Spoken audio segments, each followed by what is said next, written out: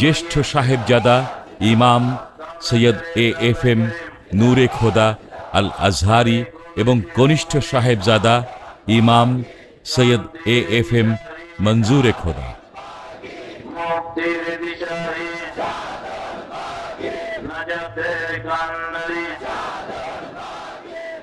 এরপর শান্তির দূত, মহান সংস্কারক, মুহাম্মদ ইসলামের পুনর্জীবন দানকারী, যুগের ইমাম, আকাশের পূর্ণিমার চাঁদ, আম্বিয়া কেরামের বেলায়েত লাভকারী, আধুনিক সুফিবাদের জনক, সুফি সম্রাট হযরত মাহবুবে খোদা দেওয়ানবাগী মাদ্দাজিল্লুহুল আলী হুজুর কেবলা তার মহামূল্যবান বাণী মোবারক প্রদান করে আখেরি মোনাজাত পরিচালনা করেন।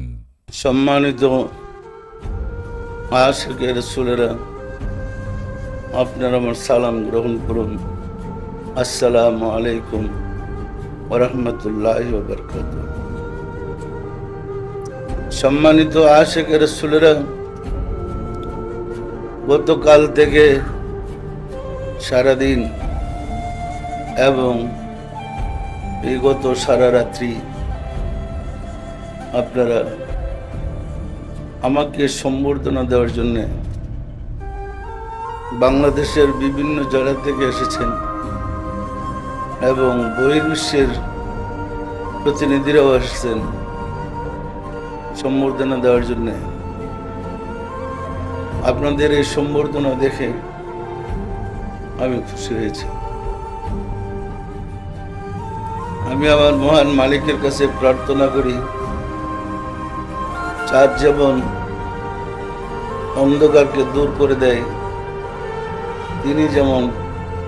তিনিও যেন ইমানের নূর দিয়ে আপনাদের হৃদয়ের অন্ধকার দূর করে দেয়। আপনার যেন নূর ইমান ধারণ করে আলোকিত হতে পারেন। আল্লাহ রাসূল ফরমান, আসহাবী কা নুজুম, আমার সাহাবারা নক্ষত্র তুল্য। আমি কামনা করি, যেহেতু আপনারা আশিকে রাসূল প্রেমিক, আপনারা আপনাদের কর্মের দ্বারা, সাধনার দ্বারা, রিয়াজতের দ্বারা নিজের দোষ ত্রুটি দূর করে নক্ষত্রের মতো আলোকিত হবেন। সাধনার পথে প্রথম ধাপই হয়েছে নিজের দোষ দূর করা, নিজের চরিত্রকে সংশোধন করা। নিজের দোষ দূর করা না করতে পারলে, চরিত্র সংশোধন না করতে পারলে তিনি আল্লাহকে পায় না। আল্লাহকে পেতে হলে মানুষের চরিত্র অর্জন করতে হয়। আমরা উপরে বাহ্যিক লেবাস পোশাকে মানুষ হলেও আত্মার স্বরূপের সবাই মানুষ নয়। সুতরাং সাধনার দ্বারা, কর্মের দ্বারা নিজেদের আত্মার দোষ ত্রুটি দূর করে নিজেদেরকে আলো দ্বারা, ইমানের আলো দ্বারা আলোকিত করতে পারলেই আমাদের সাধনার সুফল আমরা পেতে পারব।